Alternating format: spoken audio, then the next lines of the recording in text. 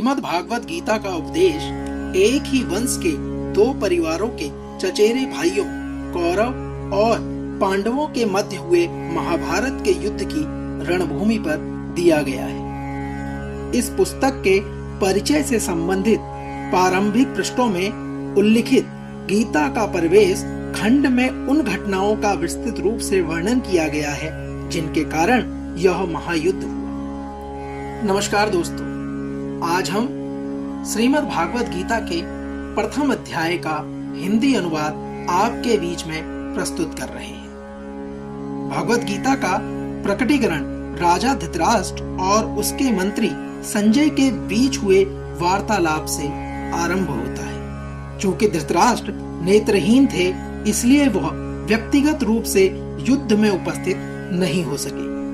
अतः संजय उन्हें युद्ध भूमि पर घट रही घटनाओं का पूर्ण सजीव विवरण सुना रहा है। संजय महाभारत के प्रख्यात रचयिता वेदव्यास का शिष्य था। ऋषि वेदव्यास ऐसी चमत्कारिक शक्ति से संपन्न थे जिससे वह दूर दूर तक घट रही घटनाओं को प्रत्यक्ष रूप से देखने में समर्थ थे। अपने गुरु की अनुकंपा से संजय ने भी दूरदृष्टि की दिव्य चमत्कारिक शक्ति प्राप्त की थी। इस प्रकार से वह युद्ध भूमि में घटित सभी घटनाओं को दूर से देख सकते थे। श्रीमद् भागवत गीता के प्रथम अध्याय का नाम है अर्जुन विषाद योग। तो आइए प्रारंभ करते हैं श्रीमद् भागवत गीता के प्रथम अध्याय को। धृतराष्ट्र कहते हैं, हे संजय, कुरुक्षेत्र की पवित्र भूमि पर युद्ध करने की इच्छा से एकत्रित होने के पश्चात मेरे और पांडु पुत्रों ने क्या किया। संजय कहते हैं, हे राजन, पांडवों की सेना की व्यूह रचना का अवलोकन कर राजा दुर्योधन ने अपने गुरु द्रोणाचार्य के पास जाकर इस प्रकार के शब्द कहे। दुर्योधन ने कहा, पूज्य आचार्य, पांडु पुत्रों की विशाल सेना का अवलोकन करें, जिसे आपके द्वारा प्रशिक्षित बुद्धिमान शिष्य द्रुपद के पुत्र ने कुशलता पूर्वक युद्ध करने के लिए सुव्यवस्थित किया है। पांडवों की सेना में भीम और अर्जुन के समान बलशाली युद्ध करने वाले महारथी युवधान, विराट और द्रुपद जैसे अनेक सूरवीर धनुर्धर हैं। यहाँ पर इनके साथ दृष्टकेतु, चेकितान, काशी के पराक्रमी राजा काशीराज, पुरजित, कुंतीभोज और सैव्य सभी महान सेना नायक हैं। इनकी सेना में पराक्रमी युद्धमन्यु, सूरवीर उत्मौजा, सुभद्रा और द्रौपदी के पुत्र भी हैं, जो सभी निश्चित ही महाशक्तिशाली योद्धा हैं। संजय कहते हैं, हे ब्राह्मण श्रेष्ठ, हमारे पक्ष की ओर के उन सेना नायकों के संबंध में भी सुने जो सेना को संचालित करने में विशेष रूप से निपुण है। अब मैं तुम्हारे समक्ष उनका विवरण करता हूँ। संजय कहते हैं, हमारी सेना में सदा विजयी रहने वाले आपके समान भीष्म, कर्ण, कृपाचार्य, अश्वत्थामा, विकर्ण तथा सोमदत्त का पुत्र भूरिश्रवा आदि महापराक्रमी योद्धा हैं, जो युद्ध में सदा विजेता रहे हैं। संजय कहते हैं, यहाँ हमारे पक्ष में अन्य अनेक महायोद्धा भी हैं, जो मेरे लिए अपने जीवन का बलिदान करने के लिए तत्पर हैं।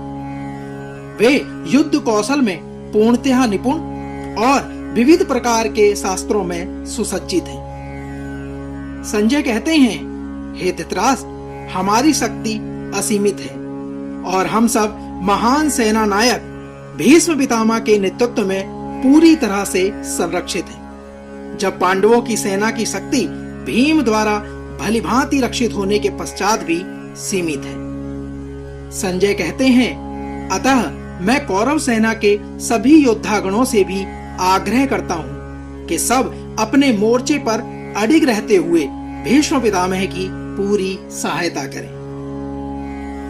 संजय कहते हैं, तत्पश्चात कुरुवंश के व्योवृद्ध परम यशस्वी महायोद्धा एवं वृद्ध भीष्म पितामह ने सिंह गर्जना जैसी ध्वनि करने वाले अपने शंख को उच्च स्वर से बजाया, जिसे सुनकर दुर्योधन हर्षित हुआ। इसके पश्चात शंख, नगाड़े, बिगुल, तुरही तथा सींग अचानक एक साथ बजने लगे। उनका संवेद स्वर अत्यंत भयंकर था। संजय कहते हैं, तत्पश्चात पांडवों की सेना के बीच श्वेत अश्वों द्वारा खींचे जाने वाले भव्य रथ पर आसीन माधव और अर्जुन ने अपने अपने दिव्य शंख बजाए। ऋषिकेश भगवान श्री कृष्ण ने अपना 5 जन्य शंख बजाया। अर्जुन ने देवदत्त शंख तथा अति भोजी एवं अति दुष्कर कार्य करने वाले भीम ने पौंडु नामक भीषण शंख बजाया। संजय कहते हैं, हे पृथ्वीपति राजन, राजा युधिष्ठिर ने अपना अनंत विजय नाम का शंख बजाया तथा नकुल और सहदेव ने सुघोष एवं मणिपुष्पक नामक शंख बजाए। श्रेष्ठ धनुर्धर काशीराज, महायोद्धा शिखंडी, धृष्टद्युम्न, विराट, अजय, सात्यकी, द्रुपद, द्रौपदी के 5 पुत्रों तथा सुभद्रा के महाबलशाली पुत्र भीम, अभिमन्यु आदि सब ने अपने अपने अलग शंख बजाए। संजय कहते हैं, हे धृतराष्ट्र, इन शंखों की उत्पन्न ध्वनि द्वारा आकाश और धरती के बीच हुई गर्जना ने आपके पुत्रों के हृदय को विदीर्ण कर दिया। उसी समय हनुमान के चिन्ह की ध्वजा लगे रथ पर आसीन पांडु पुत्र अर्जुन अपना धनुष उठाकर बाण चलाने के लिए उद्धत दिखाई दिए। हे राजन, आपके पुत्रों को अपने विरुद्ध व्यूह रचना में खड़े देखकर अर्जुन ने श्री कृष्ण से यह वचन कहे।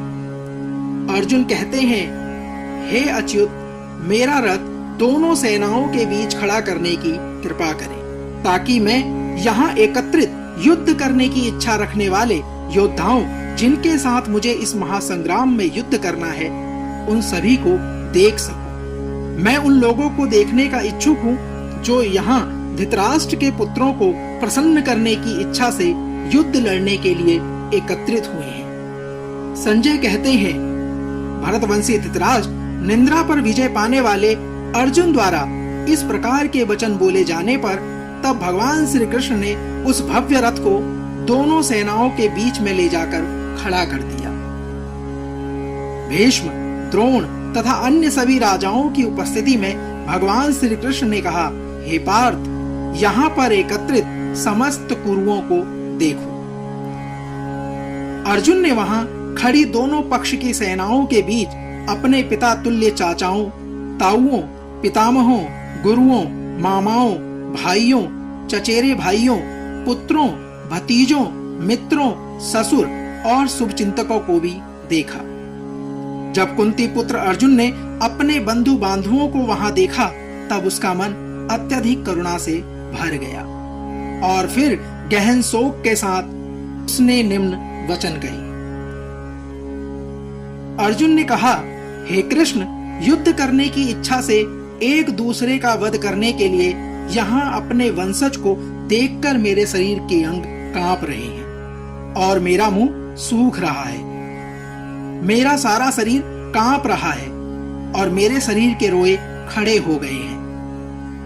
अर्जुन ने कहा, मेरा धनुष गांडीव मेरे हाथ से सरक रहा है और मेरी पूरी त्वचा में जलन हो रही है। मेरा मन उलझ रहा है और मुझे घबराहट हो रही है। अब मैं यहाँ और अधिक खड़ा रहने में समर्थ नहीं हूँ। केसी राक्षस को मारने वाले हे केशव, मुझे केवल अमंगल के लक्षण दिखाई दे रहे हैं। युद्ध में अपने वंश के बंधु बांधवों का वध करने में मुझे कोई अच्छाई नजर नहीं आ रही, कर मैं कैसे सुख प्राप्त कर सकता हूँ। अर्जुन ने कहा, हे कृष्ण, मुझे विजय, राज्य और इससे प्राप्त होने वाला सुख नहीं चाहिए। ऐसा राज्य सुख या अपने जीवन से क्या लाभ प्राप्त हो सकता है, क्योंकि जिन लोगों के लिए हम यह सब चाहते हैं वे सब इस युद्ध भूमि में हमारे समक्ष खड़े हैं। अर्जुन ने कहा, हे मधुसूदन, जब आचार्यगण, पितृगण, पुत्र, पितामह, मामा, पौत्र, ससुर, भांजे, साले और अन्य संबंधी अपने प्राण और धन का दाव लगाकर यहाँ उपस्थित हुए हैं, यद्यपि वे मुझ पर आक्रमण भी करते हैं, तथापि मैं इनका वध क्यों करूं? यदि फिर भी हम धृतराष्ट्र के पुत्रों का वध करते हैं, तब भले ही इससे हमें पृथ्वी के अलावा तीनों लोक भी प्राप्त क्यों ना हो, तब भी उन्हें मारने में हमें सुख कैसे प्राप्त होगा। अर्जुन कहते हैं, हे समस्त जीवों के पालक, धृतराष्ट्र के पुत्रों का वध करके हमें क्या सुख प्राप्त होगा। यद्यपि वे सब अत्याचारी हैं, फिर भी यदि हम उनका वध करते हैं तब निश्चय ही उन्हें मारने का हमें पाप लगेगा।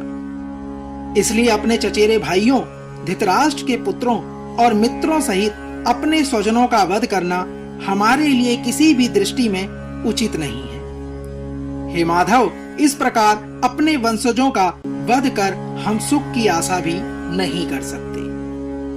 अर्जुन ने कहा, यद्यपि लोभ से अभिभूत विचारधारणा के कारण वे अपने स्वजनों के विनाश या प्रतिशोध के कारण और अपने मित्रों के साथ विश्वासघात करने में कोई दोष नहीं देखते हैं, तथापि हे जनार्दन, जब हमें स्पष्टतः अपने बंधु बांधवों का वध करने में अपराध दिखाई देता है, तब हम ऐसे पापमय कर्म से दूर क्यों ना रहें। जब कुल का नाश हो जाता है, तब इसकी कुल परंपराएं भी नष्ट हो जाती है और कुल के शेष परिवार अधर्म में परिवर्तित होने लगते हैं। अर्जुन कहते हैं, अधर्म की प्रबलता के साथ हे कृष्ण, कुल की स्त्रियां दूषित हो जाती हैं और स्त्रियों के दुष्चारणी होने से विष्णुवंशी अवांछित संतानें जन्म लेती हैं। अवांछित संतानों की वृद्धि के परिणाम स्वरूप निश्चय ही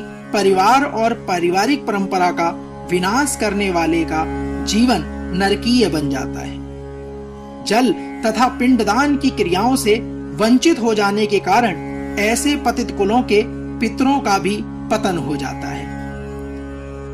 अर्जुन कहते हैं, अपने दुष्कर्मों से कुल परंपरा का विनाश करने वाले दुराचारियों के कारण समाज में अवांछित संतानों की वृद्धि होती है और विविध प्रकार की सामुदायिक और परिवार कल्याण की गतिविधियों का भी विनाश हो जाता है।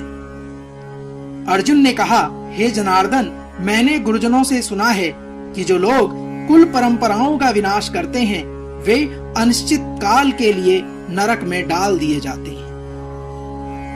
अर्जुन कहते हैं, कितने आश्चर्य की बात है कि हम मानसिक रूप से इस महापापजन्य कर्म करने के लिए उद्यत हैं। राजसुख भोगने की इच्छा के प्रयोजन से हम अपने वंशजों का वध करना चाहते हैं। यदि धृतराष्ट्र के शस्त्र युक्त पुत्र मुझे निहत्थे को रणभूमि में प्रतिरोध किए बिना भी मार देते हैं, तब यह मेरे लिए श्रेष्ठकर होगा।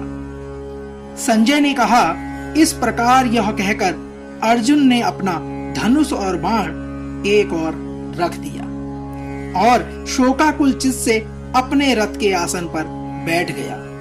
उसका मन व्यथा और दुख से भर गया। दोस्तों, आज हमने श्रीमद् भागवत गीता के प्रथम अध्याय अर्जुन विषाद योग से आपको अवगत कराया। श्रीमद् भागवत गीता के दूसरे अध्याय को लेकर कल एक बार पुनः आपसे होगी मुलाकात। जय श्री कृष्ण। राधे राधे।